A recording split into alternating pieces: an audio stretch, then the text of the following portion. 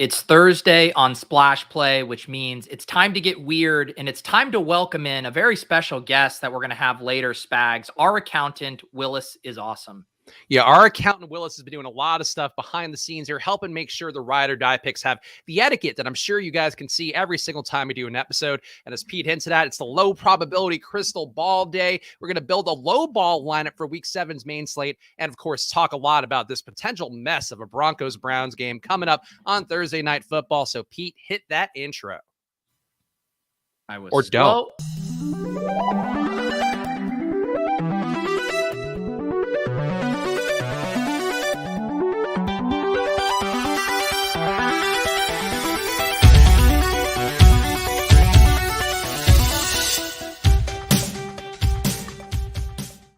Hello, everyone, and welcome to another edition of Splash Play, the fantasy football podcast for every game under the sun, and also a well-oiled machine, as you can see right away. But I am Chris Spags, joined by your friend and mine, Peter Overzet. How are you doing, Pete? And I have to say, before I even say a single word more, Pete gave me a very nice birthday shout-out on Twitter, which got some great engagement. So, Pete, that's my thank you right there for you doing that, making people aware of me rapidly aging before their eyes. Yeah, how was your meal? I saw some of the Instagram stories. It looked like you were eating very fancy food. It was this, so it's this Wagyu steak place, which I think I pronounced it correctly, though I feel like I've heard people say Wagyu a million different ways, but it was really good. The one thing with it, and you could check my Instagram stories at Chris Spags if you want to see what Pete's talking about. It'll be up there for whatever the normal time period is, an Instagram stories up there. And it was like really good. The issue was like, it was the thinnest sliced steak I think I've ever had in my life, where like, you know, expensive as can be, you know, relative to what you're expecting of a steak place. But like you go to, you know, a Fogo de Chao or whatever Brazilian churrascaria that'll be in your area, or even like a local steak place. And I feel like you'll get much bigger portions, but I don't know, Pete, I feel like you might be a quality over quantity guy, but I do tend to ebb a little more towards the quantity.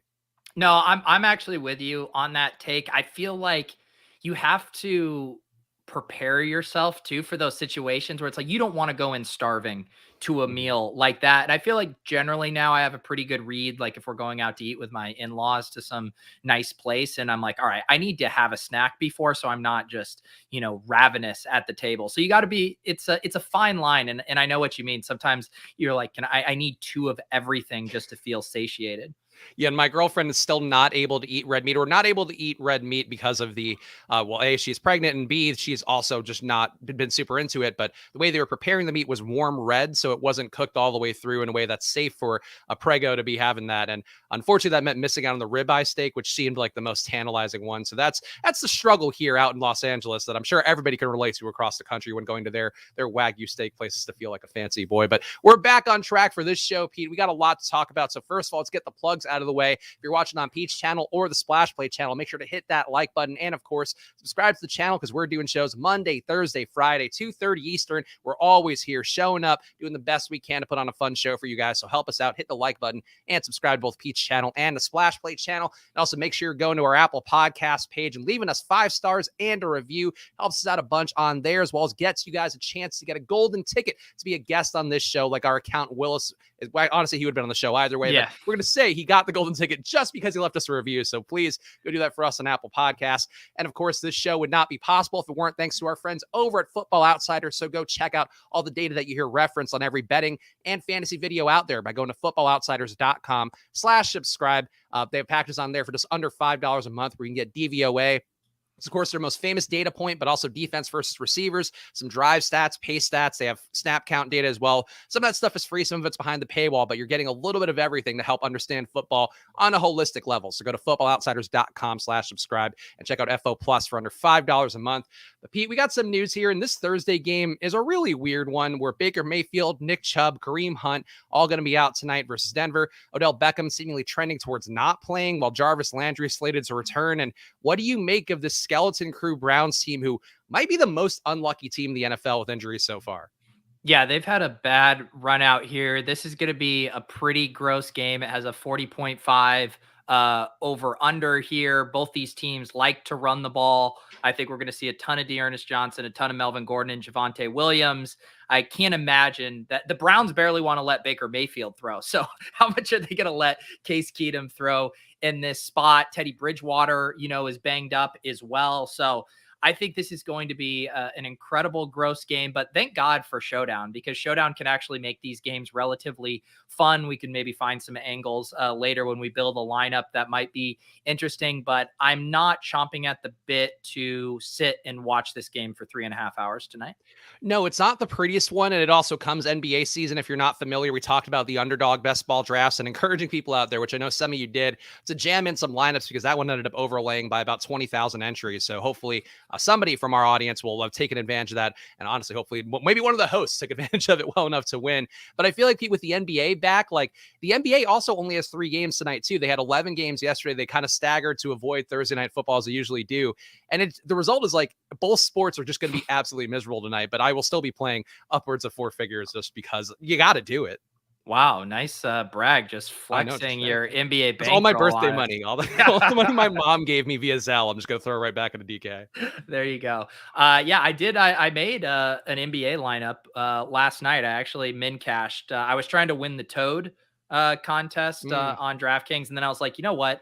If I get second place and lose out on this Toad and then don't have this lineup in an actual good contest, I'm going to hate myself. So I put it into a single entry and made my money back. So I'll take it. What is the Toad? I know I saw that was on the Lulz headline. I didn't get a chance to check that show out yet, but I saw the tournament. I have no idea what it is. And admittedly, these are popping up so fast, I can't keep up. And I know that is part of your focus, Pete, but tell us about the crypto Toads and what's really going on and why are they involved with DraftKings? I don't know. I mean, the bigger, basically Matt Kalish, who co-founder of DraftKings, is very into NFTs. He does a podcast with Gary Vee now. So he's very plugged into that. And he had a monster sale the other day. He flipped one of the Bored Apes. He bought it for like 300 Ethereum, which is an absurd amount of money, a few months ago, and sold it the other day for like 669 Ethereum.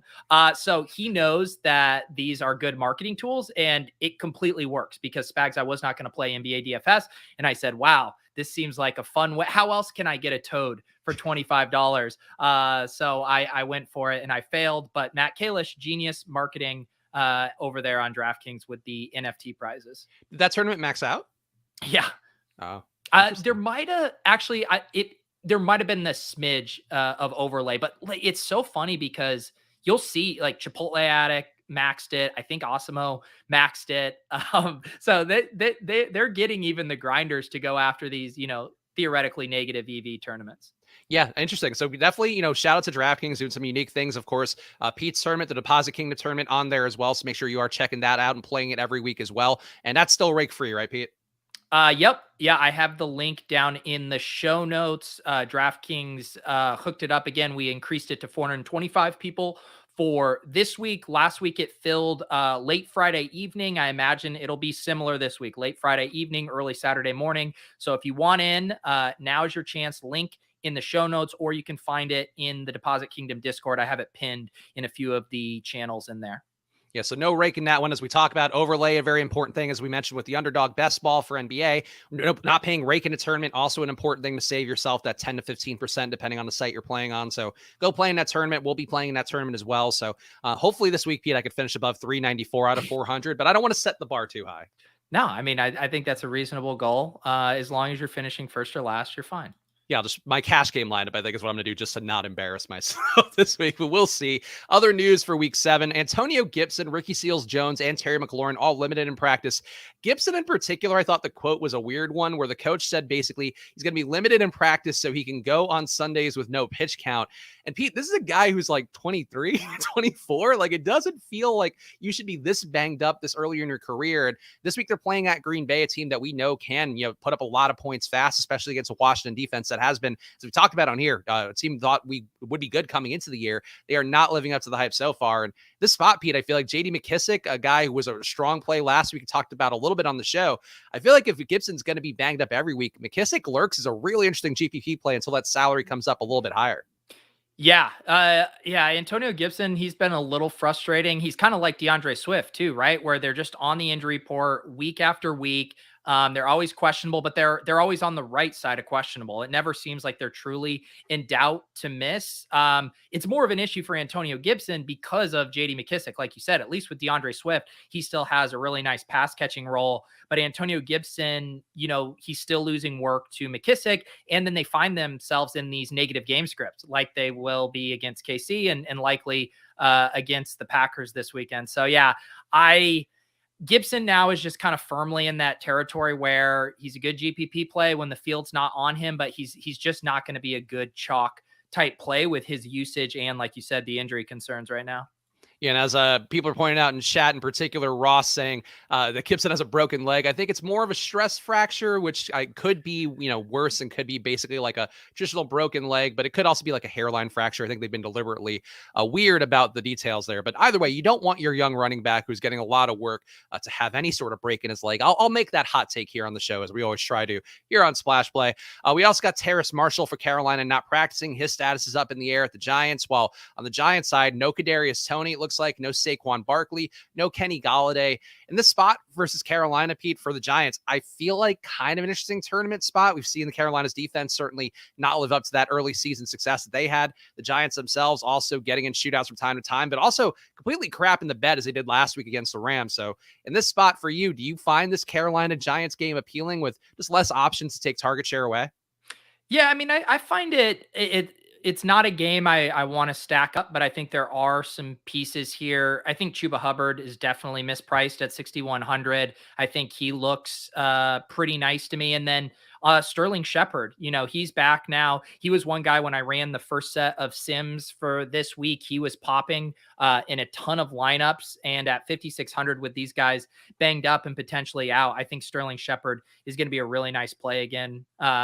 And yeah, Galladay and Kadarius, both of them didn't practice, like you said. And both are expected to miss this weekend's game, is what New York Daily's Pat Leonard said. So it's going to set up for a nice spot for Sterling Shepard. I'm going to guess he becomes chalk at 5,600 if both those guys miss.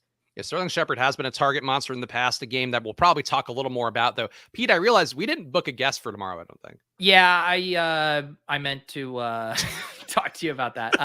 The dog ate your homework, and we don't have a guest. No, I'll book a guest for tomorrow. If you guys have any people you would like to see, I have a name in mind that we've discussed before, Spag, so I'll touch base with you. I'm confident we'll have somebody here. And, if not, we could always do an old school 2-man, but we have been riding the laurels of really everybody else out there and their views that they're providing, guys like Sal Vetri, John Daigle, of course, Al Seinfeld last week. And, we're enjoying these Friday shows, so come tune in tomorrow and see our mystery guest. It's definitely not us not planning something. It's just that we're trying to keep the spice in our relationship by keeping that up in the air. We got what is this? Is your analogy that our marriages got stale and now we need to become swingers on Fridays to keep? I'm actually that is a plot line. I don't want to spoil it for anybody on the show this season, and maybe it's just in my head that we maybe we need to do some podcast couples swap for don't kink shame our podcast, Pete. Yeah, we got some good suggestions in the chat here.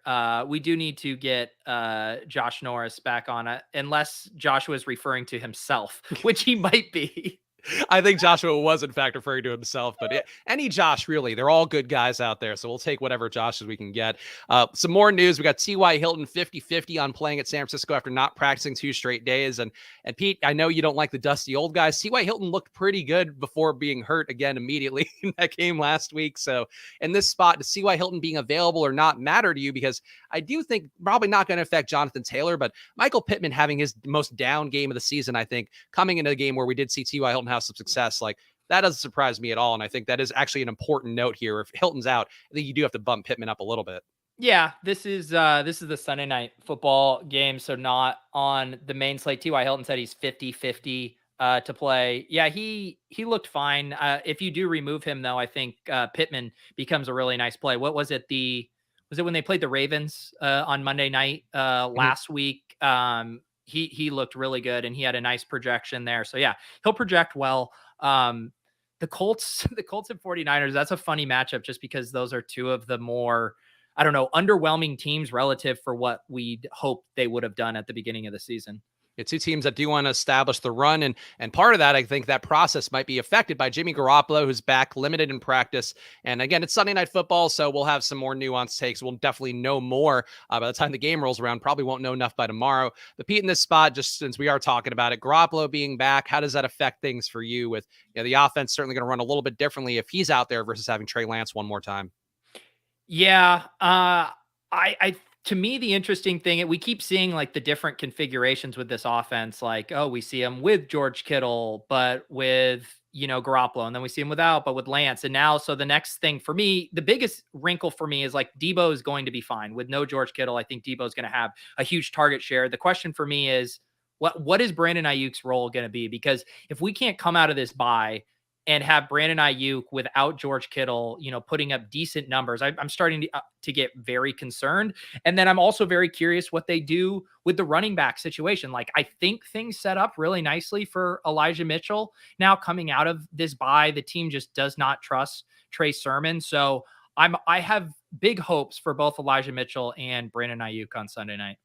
Any other injuries that you noted? I know obviously Pete's doing the Fantasy Life newsletter, keeping up with everything as best he can, though today, clearly more injuries to worry about for Thursday Night Football. But is there anything else you've seen this week that's worth bringing up here in our Week 7 news? I guess the Deshaun Watson trade might be worth talking about again for like the 700th time this season.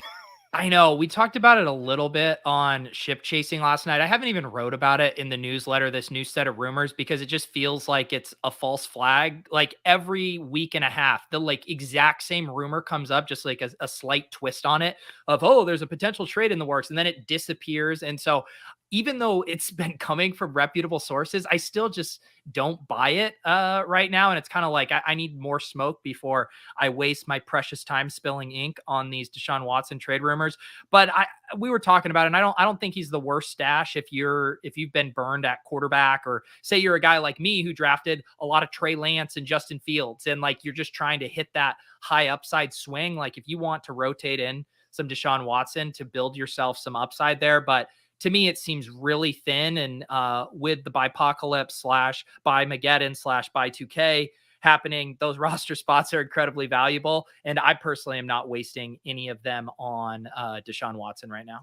I honestly wouldn't. As one guy, and this might be surprising given my historical takes on this guy, but I do think the Tua rumors are the most interesting part, where apparently Houston might not want him and Miami might flip to going to Denver instead to get some extra picks to throw into the Watson trade or to replenish themselves after giving up whatever they give up for Watson. So that's one that actually would interest me, because we're seeing Teddy Bridgewater throwing the ball downfield more than ever, throwing as much as Drew Lock did historically. And if Tua is going to be forced to kind of get the ball downfield, the guys like Cortland Sutton, to Jerry Jeudy when he returns, to Tim Patrick, that's a pretty appealing team. And he did make the most of the Miami core, who's also pretty appealing. So that is something maybe to ding to a 4. But going to Denver, maybe a good move for him, maybe a fresh start in a way that could be positive. So we'll obviously talk more about it if the rumors do go through. But at this point, that's just kind of where it all stands. Pete, it's about that time for the low probability crystal ball. And we got almost 80 people watching live right now. So viewership soaring for this moment here where we get to embarrass ourselves. Are you ready once again, Pete, to look at the low probability plays that could happen this week?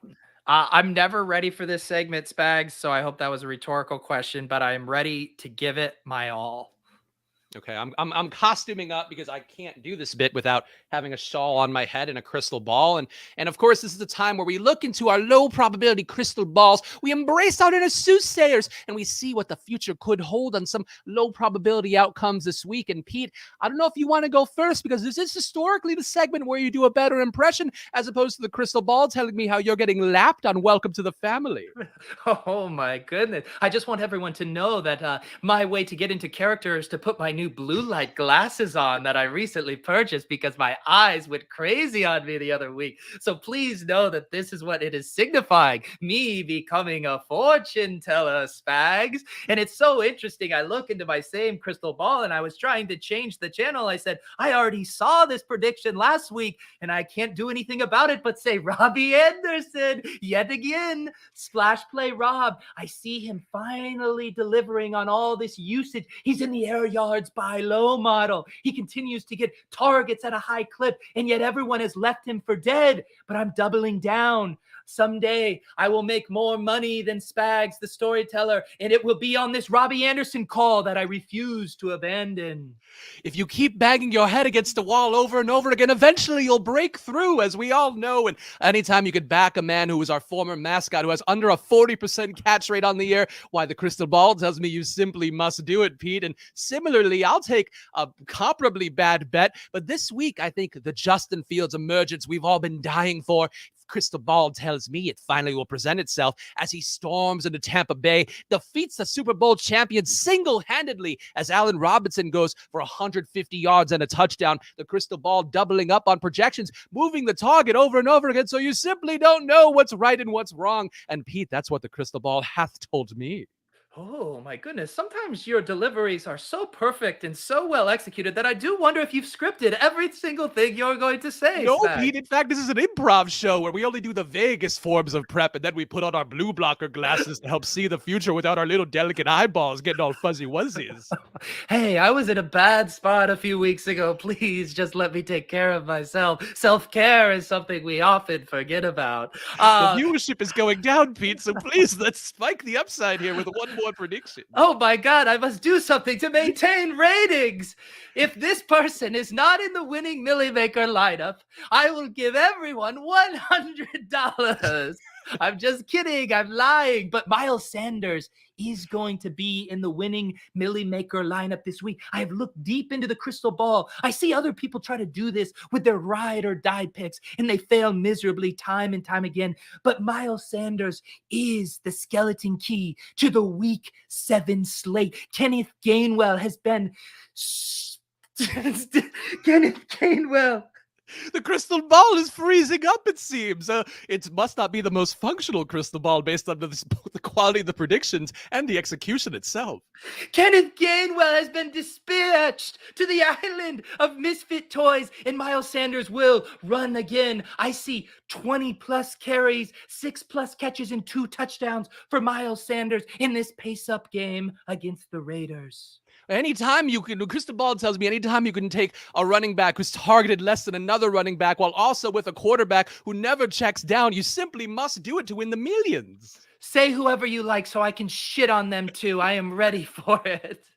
Well, Pete, I'll go more towards a game construction, a game stack, as it were, is what my crystal ball tells me, because my crystal ball cares about proper DFS mechanisms and knowing that you should pair a quarterback with 2 of his receivers and then run it back with 1 more. And that'll be the case in the Millie Maker this week with Atlanta and Miami, 2 teams in great turmoil. They will persevere, according to the crystal ball, and find their little slivers of hope as Tua or Matt Ryan. One of these 2 will be stacked up in that Millie Maker winning lineup, Pete, and I've increased my odds of success just as the crystal ball hath foretold. Oh, that is so cool, Spags. It's almost as if you were able to run an optimizer and see what was the best points per dollar stack on the week. Thank you so much for your creativity. This is almost as insightful as the time you told us that Kyle Pitts was going to be a good play. Congratulations. Everyone is flocking to your store. Give Spags money. He can read the front page of the newspaper to you. Honestly, I think that it wouldn't be a bad bit either. We just read the front page of the newspaper in silly voices. At this point, it seems like every bit's hitting its stride at the right times. But either way, I think the ownership indicates that this game is very underowned, Peter, and I find it to be unfair that you're characterizing it in this way. The crystal ball does, that is, of course. I think Calvin Ridley is going to be one of the most popular plays on the slate. A broken crystal ball is still right twice a day. That does not bode well when you drop your crystal ball during a prediction. And scene. I think what a world this is. You putting on the glasses was a curveball I wasn't prepared for. This is how I take care of myself. No, that's fair. All right, we got guys, hit the like button if you can. We got Ryan Hodge, of course, a DFS guy out on his own there doing stuff. Where is Ryan? Is Ryan still at Fantasy Labs? Fantasy Labs. Yeah. Okay, Ryan's got his own projects here. Ryan's got a lot of hustles here, but asking, what did I just watch in the super chat? And I think, Pete, that's a question you can answer here on your channel. No, I'm not going to answer it. Just don't clip that one. Oh, I guess now I have to. I wasn't going to clip anything today, but now that you've specifically asked me not to, I guess I pretty much have to. Please don't. No clipping. Should we get Willis on here? I mean, we could also do numbers don't lie before Willis. But... I like having the guest for numbers don't lie. So Willis, enter. Okay. Here I also swallowed my water incorrectly, so that was painful. Willis, welcome to the show. Of course, Willis, our accountant who does a lot of stuff behind the scenes and is also just a great supporter and friend of ours on the show. So Willis, welcome here on Splash Play for the first time. How's it going, guys? It's good to be on here with you, Spags. And Pete, I'm excited to have you on, Willis. I feel like Willis, it's good to be on with Spags. I just meant this is the first time I've been on a show with Spags. Okay, all right. You know. Mm-hmm. So what you're saying is our kind of show relationship is like a tired marriage, but getting on with Spags is kind of spicing things up for you. Also, I'm getting killed in chat. Nick saying, Spags saying that I would say Derrick Henry will be a good play this week. Is that a 10-pointer? That's just unfair. I have been, as Willis can tell you as well as anybody, I have been throwing up 10-pointers blindly time and time again, getting roped into shit plays just for the sake of making content on this show. No, it's a great bit. No matter how wild Spags gets, we must roast him for still being too conservative. And let's not let this go by. Willis, what time is it where you are right now? Is it 1:56? Yeah. Did I just see you had are you going to shame me for drinking a beer? You're our accountant and you're getting drunk on the job? This is one beer. Let's see it. It is only a 10.6% sour. It's not a sour, though, so Willis gets points for me for that. Wow. I mean, Spags, are you a little concerned that our accountant gets drunk during the middle of the day? I think it really just speaks to the quality of the show that a person who's managing things behind the scenes for us would need to get drunk at 1:15 or 1:55 p.m. just to exist. So, Willis, thank you for living up to the hype of what I presume we're doing to everybody who watches the show.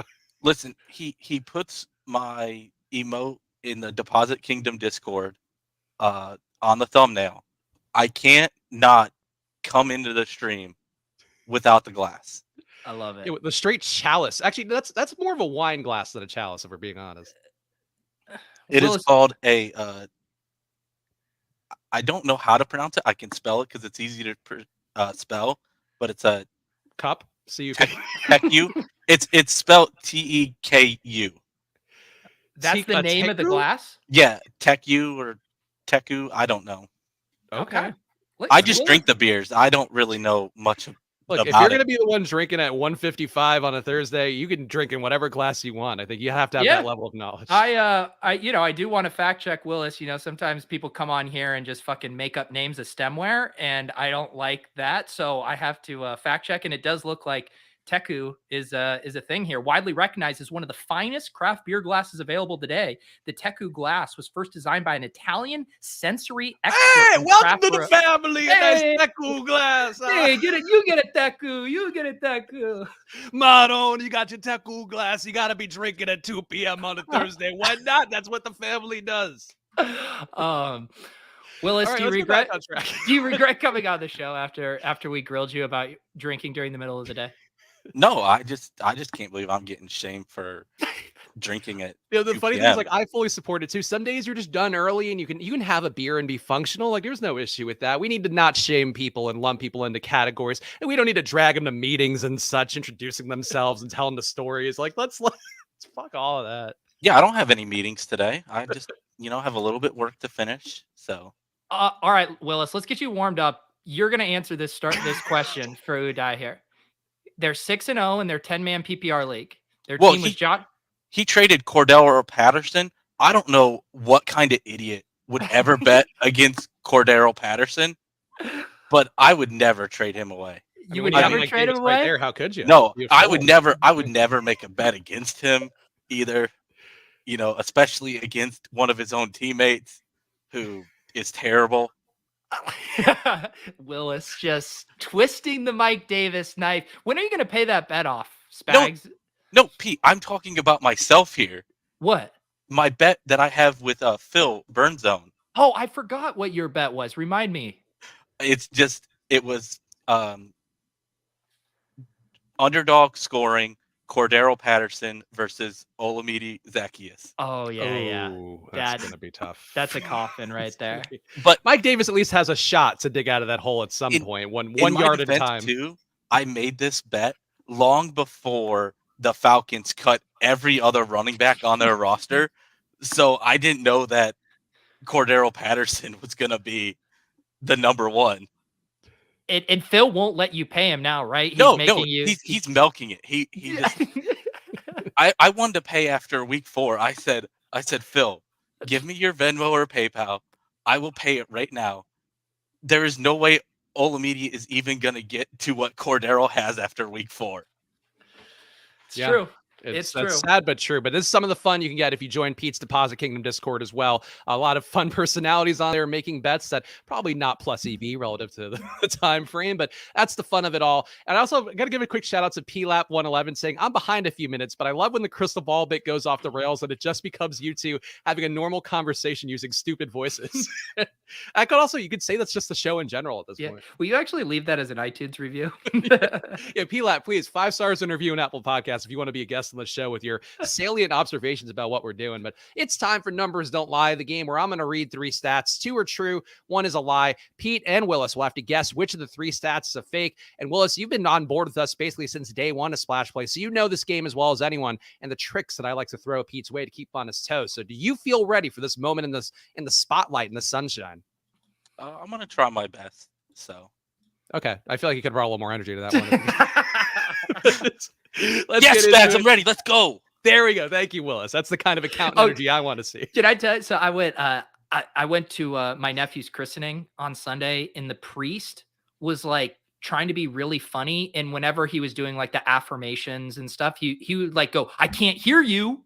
I can't hear you. So I'm like, yes, I bless this child. I was like, stop making me scream. It was tilting me. I mean, it's the worst when you're doing crowd work at a christening. Yes. Thank God I had my mask on, because otherwise I would have just been shooting daggers at this guy not smiling. Good thing you didn't have your glasses on, just didn't sit there not laughing, your blue blocker glasses. Otherwise, it would have been. Hey, I only need these when I'm looking at the screen. You do look smarter. I have to give you that. Doesn't take much to make me look smarter. It's true. All right. Numbers don't lie. 3 stats here. We'll find which 2 are true, which 1 is false. And I'm going to start off with the first one, where this could be some small sample size theater, but there is an interesting stat amongst the players on top of the intended touch percentage, the amount of times that players are getting a touch or an intended touch, meaning a target or a rushing attempt per their snaps. It's guys who don't play many snaps, like Mekhi Sargent from Tennessee, who has an intended touch rate on 100% of his snaps. Demaria Crockett from Denver, 73% of his snaps. They're trying to give him a touch. Washington's Jarrett Patterson, an intended touch on 70% of his snaps. And then, Pete, we get Mark Ingram, who has an intended touch rate, 64% of his snaps are trying to give him the ball for the rudderless Texans. Pete, does that sound true to you, that they are looking at Mark Ingram and they're going, yeah, let's give this guy the ball time and time again? Yeah, that does make sense to me. He was getting a ton of work at the beginning of the season. It seemed like there was like week 3 and 4, they were starting to use a little bit more David Johnson and Lindsey, but now things seem to have swung back again. Does that check out for you, Willis? Yeah, I remember hearing something on a show about how much usage Mark Ingram was getting. I don't know about all the other dudes, because I literally only know of like 2 of them. So he could be making up, names. And that could be the false thing in this thing. So. I have to say, I wish I had thought of that now in hindsight, because Mekhi Sargent, I only knew off the top of my head because he was in that showdown lineup the other day versus the Bills. And I was like, yeah, this guy's popping up a little bit more than he probably should. But either way, won't give the answer to that one away. Another game or another stat here that we'll talk about. We've previously discussed Javonte Williams' status as an elite tackle breaker, somehow ahead of the legendary Melvin Gordon with an elite 34% avoided tackle rate. But ahead of this Javonte Williams, the smaller sample size, is one of Pete's other young boys, potential Pats breakout star Ramondre Stevenson. Please don't say one of Pete's other young boys. Well, young boys is a phrase in samurai culture, and I think also pro wrestling in Japan too, where it's like the guys who are on the come up. It's less creepy than it sounded, to be clear. Okay. Anyway, New England rookie Ramondre Stevenson is tops among qualified rushers with a 36% avoided tackle rate of his own. Willis, again, 2 of Pete's young boys here in the backfield. Who do you think it sounds true here? Ramondre Stevenson a little bit ahead of the avoided tackle rate ahead of Javonte Williams. I can see that, but I just wanted to clarify one thing. Ramondre Stevenson is not one of Pete's boys. That is What, Pat. Willis? That is Pat Carrane's boy. And No, but I kind of co-opted him, and he's definitely now one of You my can young share boys. a young boy. There's nothing wrong with that. Damn it, Okay. Spags. All right, so Pete, do you think that sounds true? My only thing is I feel like his big play last week was in the pass game. I know he was making a lot of guys miss in the preseason. It's something feels a little fishy to me there on that one. I'll just say it, even though he is one of my young boys. The last stat here, there aren't a lot of guys over a 90% catch rate at this point of the season who are running over 20 routes per game. There are some running backs who fit that criteria, guys like Austin Eckler with a 93% catch rate, the undeniable Melvin Gordon with a rounded up 93% catch rate. Overwritten. And then also Aaron Jones with a 91% catch rate. But one outlier receiver is in the mix, a former prospect to note, Chris Moore, who's caught 90% of his targets, even with a lofty 13 air yards per target. Pete, you heard this stat. You heard a lot of Melvin Gordon references for the for the super chat for the young boys. So Pete, which stat is true and which I don't two even stats are true? Which is a say lie? the last one again. Just sum it up without all the flowery language. All right, 3 players at running back have over a 90% catch rate. Austin Eckler, 93, Melvin Gordon, 93, Aaron Jones, 91. But the receiver who's an outlier here, over 20 routes per game and over a 90% catch rate, Chris Moore, with a 90% target catch rate of his own at 13 air yards per target. Willis, he always does this where he slips his guys in here. The Melvin Gordon one, like there's something fishy with that Melvin Gordon one. yeah, I think you were onto something with the second one though. Like Yeah. something's off with the Ramondre one, because the Chris Moore stats seem to check out, like the 13 yards per target and all that stuff. You know, I know he had like one huge week like 2 weeks ago and everything. So Yeah. I feel like it's probably the second one. Yeah, I'm with Willis. Something was off about the Ramondre thing. All right, something was, in fact, off the second one. That was the lie. In fact, Ramondre Stevenson only has an 18% avoided tackle rate. And you know who that's behind, Pete? 1% behind the legendary Melvin Gordon. A 19% avoided tackle rate for him on the year. See, What? there was a reason for it, Pete. This is just a writing exercise for him to pump his Melvin Gordon and Mike Davis bags. I mean, spread your wings, Spags. There's so many other more players in the NFL. There's more numerical storylines we can focus on than just pushing your dipshit agenda. My dipshit agenda. But also, West Coast Jeb saying Melvin Gordon probably also drinking a beer right now. I hope he is. That's the kind of man that I want to back. And also, Joshua Frick saying slips in the young boys and the old man. People saying that I like the old men. I'd rather have the young boys on my side than the old men at this point. This stream is Football Outsiders. Please subscribe. FootballOutsiders.com/subscribe. Please, because they need it after what we have done to their good Find the name freshest young boys and the hottest data over at footballoutsiders.com/subscribe. But Willis, it's about time for us to build a showdown DFS lineup for tonight's really star-studded Browns and Broncos game that'll be coming up. And Pete, do we have any sort of fun format here that we should be doing today, or do we want to just do the usual pick by pick, build the best lineup that we can? Yeah, I say we go pick by pick for the showdown lineup for tonight, but I did like the idea of doing a low ball contest for the main slate. Yeah, so after the hit that was last week doing the low ball with Al Seinfeld, we're going to make it a Thursday show staple where if we have one of our viewer guests on, they'll be part of it as well. But we will compete and do a low ball lineup and do that every week for you guys. So that is going to be part of it. But let's do the Thursday night football build, Pete, if you can pull that one up. Boy, Jesus Christ. Pull that one up. Am I drinking at You sound like me trying to do the crystal ball segment earlier. Ooh, positively ghoulish. Showdown DFS build. This game, though, is going to be an ugly one. Willis, do you feel like you've done enough research here for a Browns team that's really going to have nobody we expect to be good on the Browns available? I've done zero research. What? So. Okay. Willis, you were supposed to do 50 hours of research before you came on this show. That's actually not true. I actually knew I was coming on to do this show, and I built a showdown lineup already. Oh, okay. So we won't be able to build that exact one because we're going to ruin it for you. But Willis, you are the guest here, so we'll let you get the first pick. Take a captain, take a flex spot, whatever you want to do in this game for Thursday night football with the Browns and the Broncos. So I'm going to go with Cortland Sutton Love it. in the captain spot. Hard to argue that. Teddy Bridgewater will be playing today after some injury woes. Looked like they could have knocked him out, but he'll be going. Cortland Sutton being targeted. And the air yards king in the NFL, as we've talked about on this show. Pete, you can go next. Yeah, I mean, if Cortland Sutton is our winning captain, I do think Teddy Bridgewater will come along for the ride. So let's go ahead and toss him in. All right. Hard to argue that one. Also worth pointing out, according to DVOA, Cleveland actually given up a 20% boost to wide receiver 1 so far on the year. One of their defense versus receiver stats that you can get as part of that Football Outsiders FO Plus package at footballoutsiders.com/subscribe. For me, I will go, you know where I'm going to go, actually. I'm going to go God. to the avoided tackle king, Melvin Gordon, who's going to be firmly in the mix today with his 93% catch rate. I mean, my God, if Cortland Sutton has a great day, you know he's going to benefit this guy, Melvin Gordon. That's what we hope. Way to ruin this lineup, Spags. We were on such a nice path here. You know what? Let's toss Jarvis Landry in. I think he's too cheap at 6,600. I think he'll be a target hog for them tonight. Let's go with him.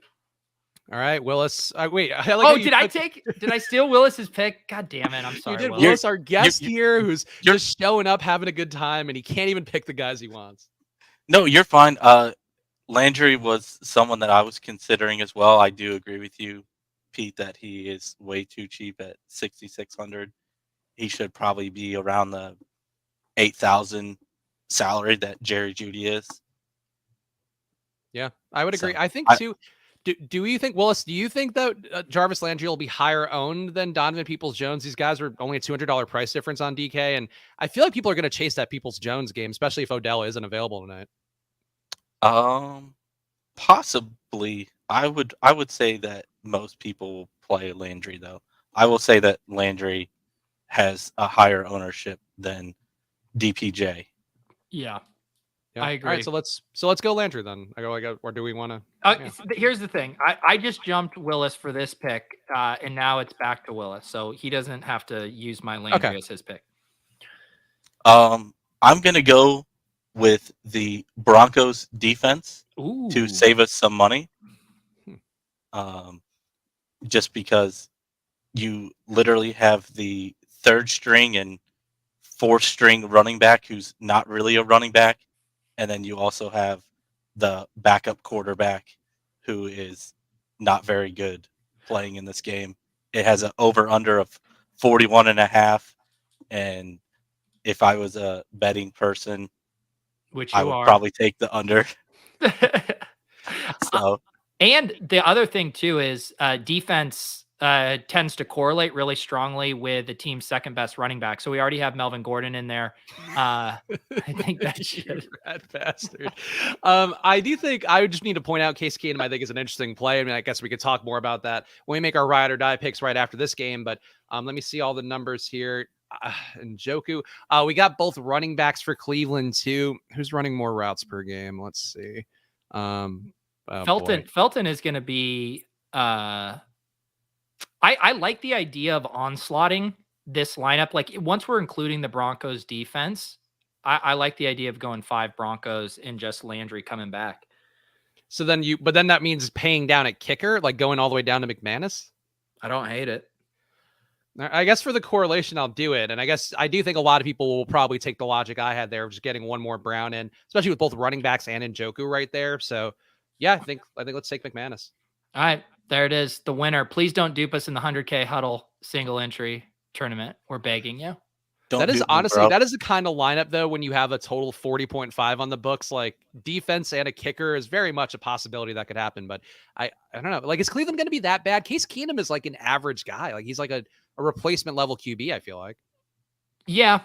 Yeah. I just think in general, I like getting the 1-5s and the 5-1 constructions just because they tend to be more unique. I think it'll be pretty chalky to go with like 4-2 Broncos tonight is what I guess will be the most popular construction. So just pushing it a little bit to 5-1, I think helps.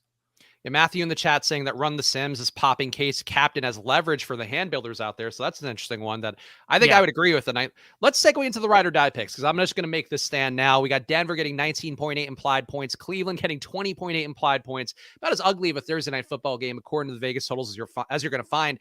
But I think people don't play the backup QBs enough at captain. I don't love the price tag on Case Keenum. Wish he were a little bit cheaper, but I will take Case Keenum as my ride or die pick as the showdown winning captain today. I just think he's going to be confident enough to get through. Pete, if you want to shit on that pick, you can, though. You'd also be shitting on our boy Justin Freeman and Run the Sims, which I know you can't do. Yeah, I'm not going to shit on that. Yeah, right now he's appearing in 21.6% of captain lineups on the Sims. Really? So, that's a lot. Yeah, it is a lot. Willis, I'll let you go next here. I'm not going to do a captain. I'm going to fade Spags' pick of captain and say that Case Keenum has less than 200 passing yards. That's like a one-pointer. Yeah, so, I mean, how about this, Willis? How about this? To get your 10-point, you say Case Keenum doesn't appear in the winning lineup. That's a 3? In our contest. No, that would be a 10-pointer if Case Keenum isn't in the... I will just parlay it. He has under 200 passing yards, yes, and he doesn't appear in the winning lineup. It will use the contest we put the entry in that huddle. Okay, that's a 10-pointer. All right, that's fair. I mean, that Will is showing here that even as a man who's operating all the things that are accounting behind the scenes, ride or die picks remain confusing for everybody on how to get a 10-pointer. Well, I feel like me and Pete are going to have the same captain, and his points are the ones that actually matter. So I didn't want to take the captain away from him. I think looking at just the early sim results, it does look like both Sutton and Jarvis Landry are equally good captain choices after Keenum. So I was going to be happy to take whichever one of those you didn't take, Willis, but I'll take Sutton, our captain from our lineup, and have him be my ride or die pick. Yeah, it's really hard to argue Sutton. Worth pointing out, again, his air yards per game, 147.5, 17.4 air yards per target, 3 deep balls per game, passes being targeted is way over 20-plus yards. If ever there were a day to blow up an entire slate, or it's going to be a single gamer on Thursday Night Football that nobody cares about. So that's the Cortland Sutton ethos. Is it time to build the low ball lineup? That's the question I have. Let's build the low ball. Willis, did you enjoy this format with Smiz last week? Oh, I loved this format. I love Smiz's cage match idea and concept that he's been doing for like 3-4 years now. Yeah. And Spags, you were happy. Well, not happy, but you boasted about being 394th in Pete's Deposit Kingdom League. Did you happen to see anyone lower than you? I do know that you were one of the few people. I know that there were 2 people who didn't enter a lineup, and I believe one of the other people who was below me was, in fact, our own accountant Willis. So all of us on this show doing a great job.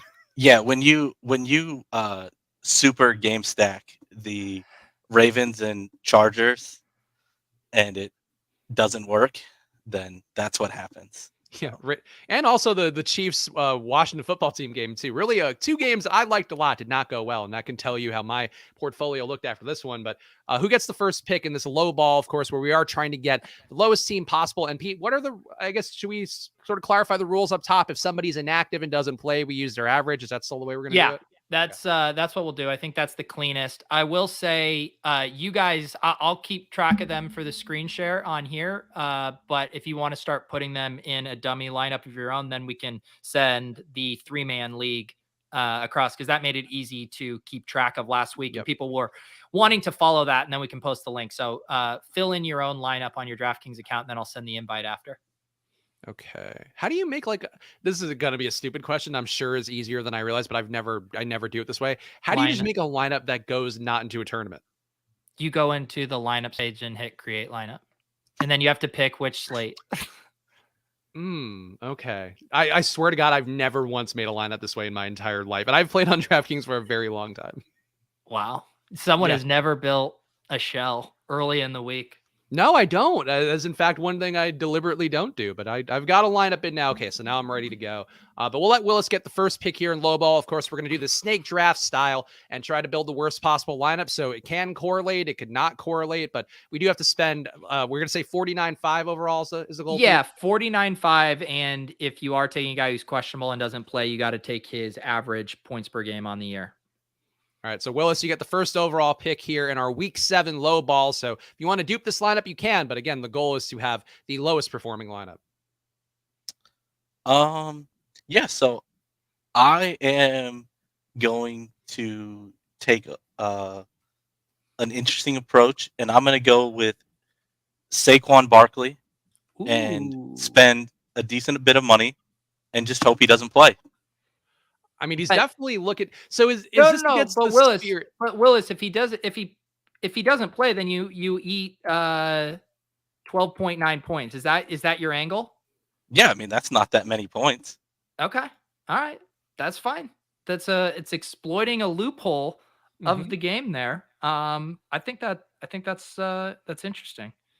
I mean, so that's an interesting loophole that I do feel like maybe it's worth closing. Maybe not this one, but like, is it worth taking Christian McCaffrey here and taking his average? Because I was eyeing that up too, as it seems like you're doing on the computer right now. Well, he is on IR and has 0 chance of playing. True. Yeah. Let's make that the rule. If someone is already ruled out, you can't use them. Yeah, because there is absolutely no chance that Christian McCaffrey can play this week. See, this is, you know what, Spags, for me, knowing that Willis already kind of identified this loophole and immediately started to exploit it makes me feel good that he's our accountant, right? Like, you want an accountant that is going to look for every edge to make sure you don't have to pay the most, taxes, the least amount of taxes possible. And I like that we have Willis on our side. I agree. I know I'm very happy to see Willis thinking next level 40 chess for this game that means nothing. I think is really the thing we're always looking for. Pete, you get the second overall pick because I like taking the turn.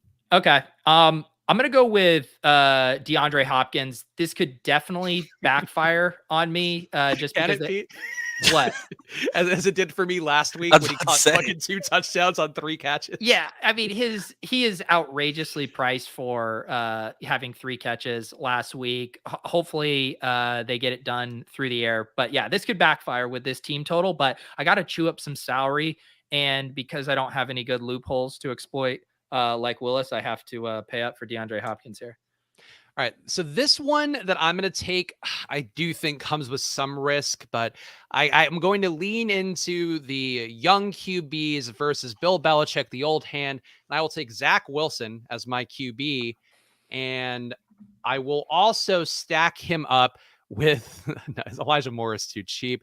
I'll stack him up with Corey Davis and hope that the Jets get their favorite weapon, Corey Davis, taken away here in my stack of Zach Wilson and Corey Davis. You opened up last week with a cheap stack too, right? Did you start with Davis Mills and Chris Conley? Okay. Yeah. I'm going to continue to chew up salary. I sat on this play too much last week, and then Smiz let it go by, and I thought it was really smart. But I'm going to use the Rams here, $5,000 for a defense. Again, could definitely backfire, but as long as they're not getting a couple pick sixes, I think I will survive this at 5,000. All right, Willis, what do you want here? And you get 2 picks in a row too. So if you want to take a stack, or you just want to take whatever 2 picks, go get your 2 in a row now. So I am going to go with the Patriots defense and leverage against Spags' stack. I mean, look, it's a smart move. It's just hurtful. I feel like we don't take shots at old Pete here, huh?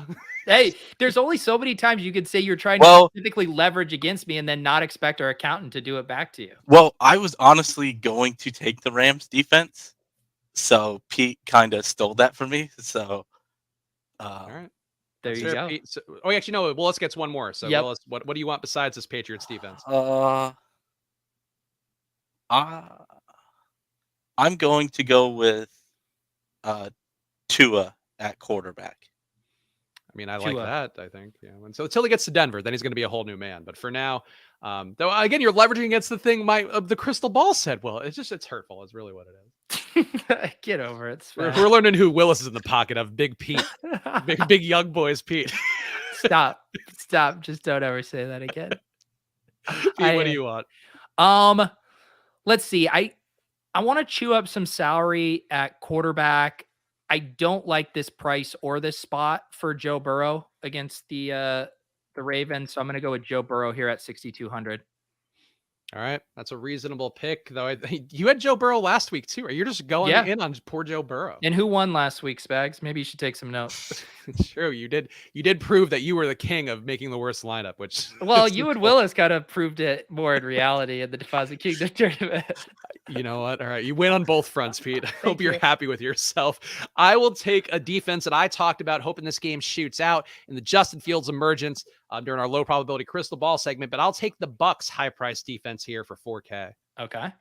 Then I get one more, and I feel like I got to spend some money at a running back position. You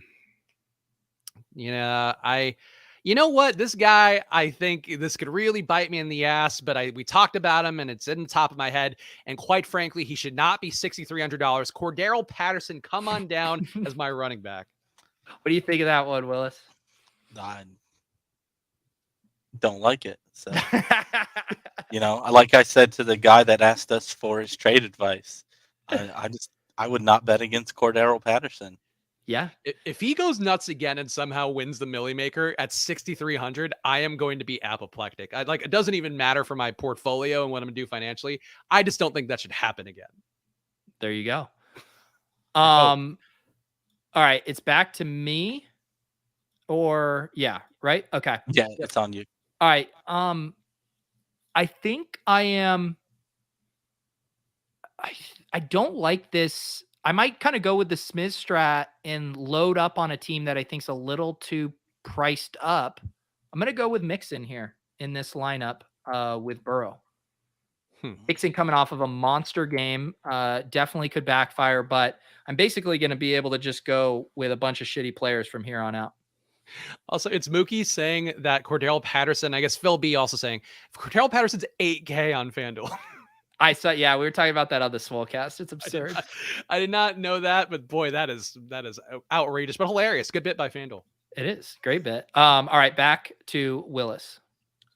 So for my first pick, I'm going to take Terry McLaurin, who last week did not do well, being hampered by his injury, and still has the same injury right now. I like it. I'm going to do something very risky, Uh-oh. but eat up a bunch of salary. But there is no way Cooper Kupp can keep getting away with this. Oh my God. Hang on. It sounds like you are upset about Cooper Kupp having himself a season, Willis. I just maybe in my high stakes league that I did, I followed I didn't follow because I did this team before the draft that you guys on Ship Chasing had with Crack Rock. Yeah. But I did a similar thing to where I took Robert Woods over Cooper Kupp, and it has not gone well. No, it has not. So, anytime you could take the league's leading receiver against the team giving up 9.2 yards per pass, you got to do it. All right. Your turn, Spags. Your turn. Is it? No, I think it's yours. Is it? Oh, it's back to or Willis. Yeah, it's on you, Pete. Okay. Willis gets one. Willis got No, one. Yeah. I did too. I took McLaurin and Kupp. Yep. All right. I'm now going to start filling out some of these guys that I think are just too expensive and could be legit airballs. I'm going to throw in a Khalif Raymond here at 4,700. Let's get some dust balls in this lineup.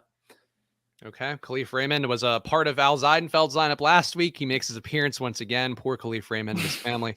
I will say for me, I got Saquon's been taken where I can't. So people are saying Derrick Henry's questionable in chat. After he just puts it down on Buffalo, getting game scripted Do it. Do Derrick Henry Yes. at running back. Let's do it. Oh, you're gonna get fucking buried.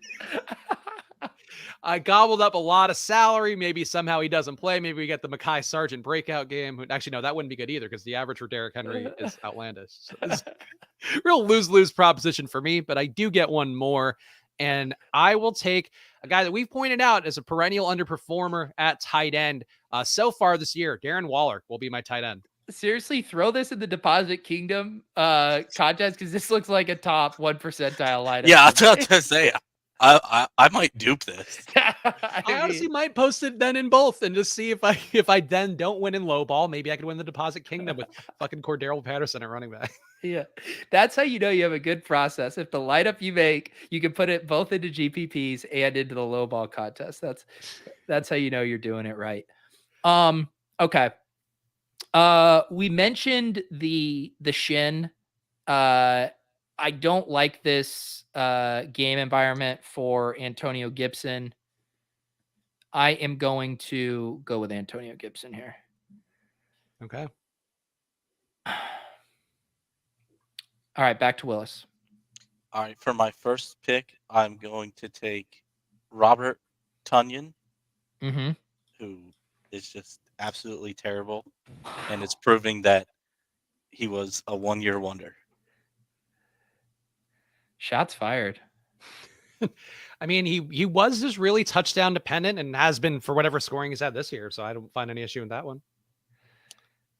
And then I am also going to take a legend in this stream from fellow chatter Joshua Frick and go with Julio Jones. He wanted it. I don't know if Julio or if Josh gets excited when Julio is used in the bear case scenario here.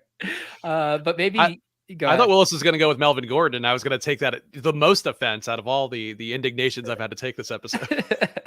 Well, Spags, Melvin Gordon isn't on the slate, so that's a good point. You know, all right, Will, you showed off by knowing when the games are, Willis. We get it.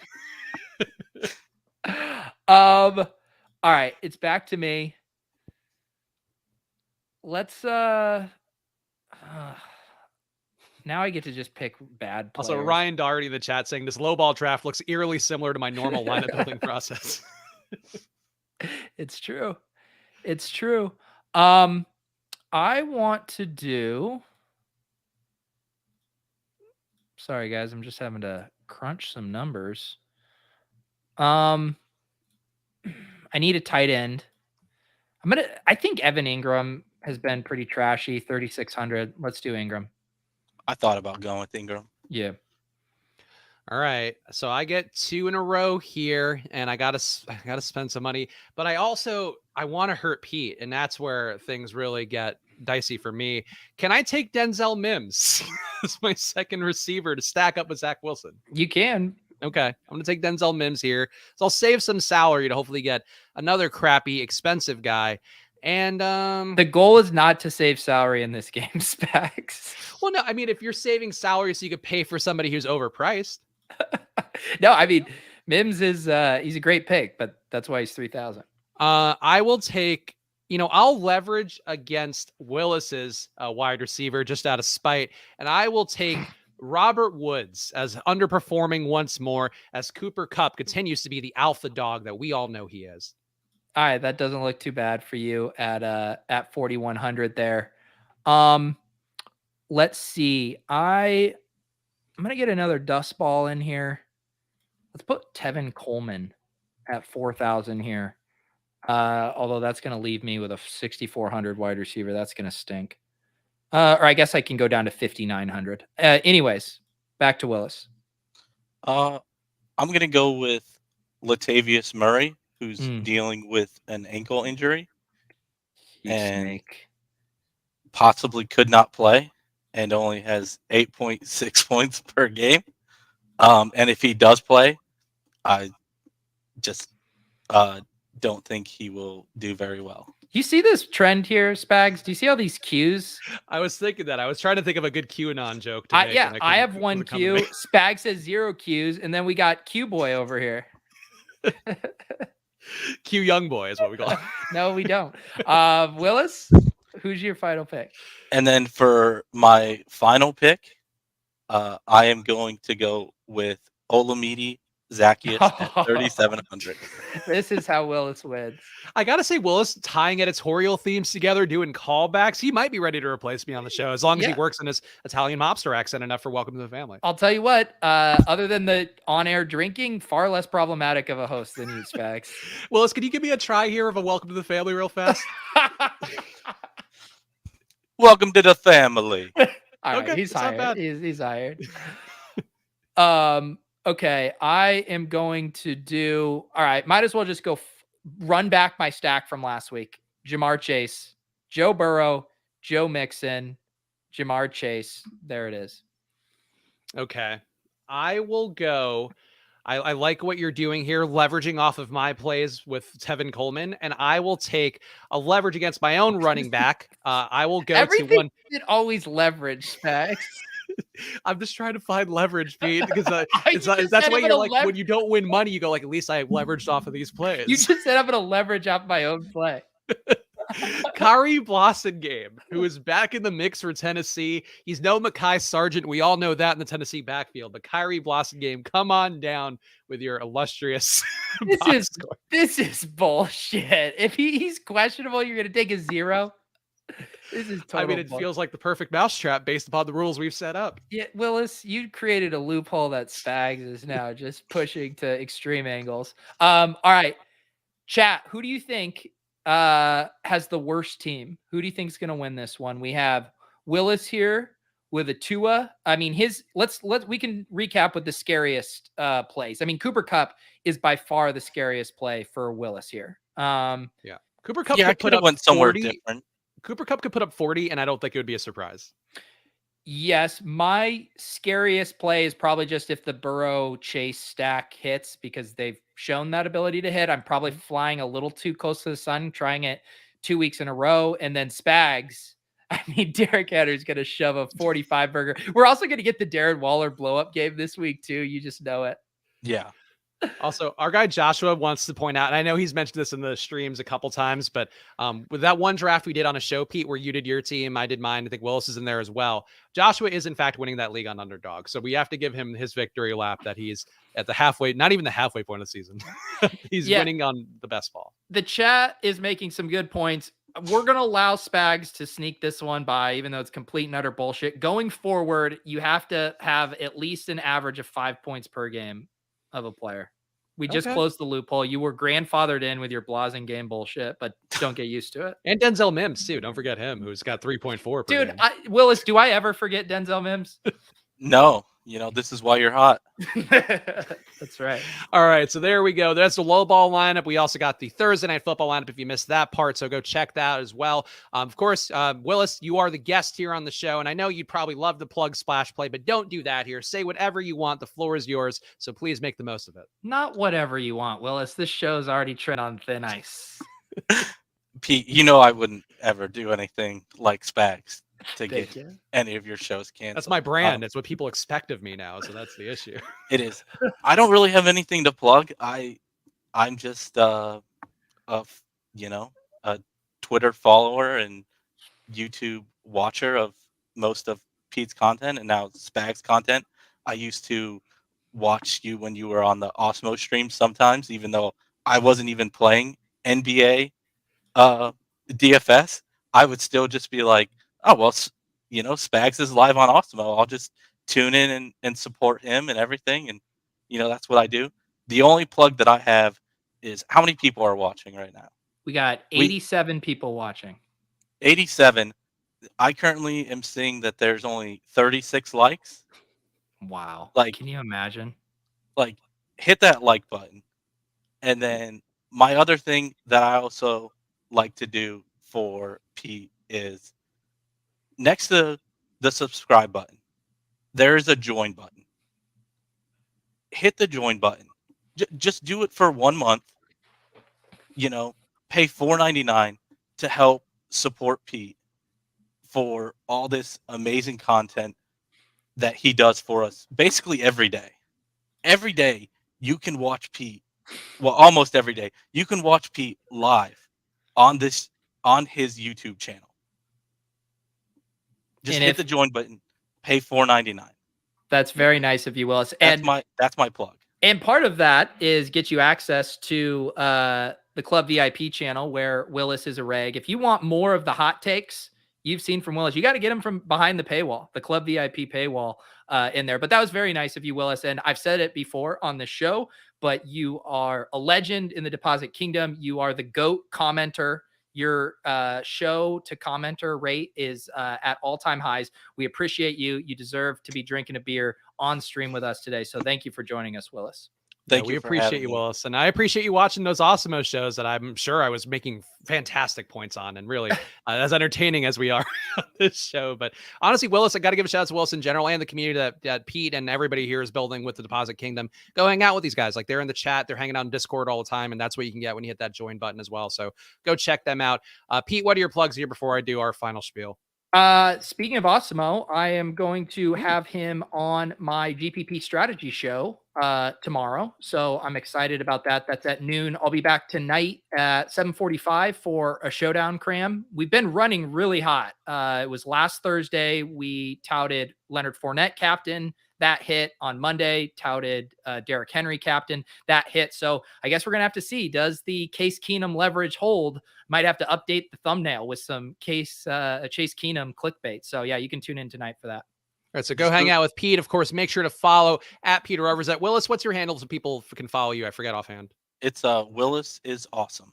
Okay, I knew that was the name you go by. I didn't know that you had the handle. So there you go. The branding is strong. Follow at WillisIsAwesome. Follow at Chris Spags. And, of course, follow at Splash Play Pod. We are following you back on Twitter and Instagram. And, of course, you can see all the show alerts. If I ever clip something and put it out there, all that stuff's available for you at Splash Play Pod. Tomorrow, we'll be back 2:30 Eastern Time, 11:30 Pacific with a mystery guest. Who knows it'll be? You'll know tomorrow if you come hang out with us then. And, of course, go to footballoutsiders.com/subscribe to get that FO Plus data in your life, DVOA, and a whole lot more to help you make the most of Thursday night football games and, of course, the main slates as well. So go footballoutsiders.com/subscribe. We'll be back with you guys tomorrow. So enjoy your days and good luck.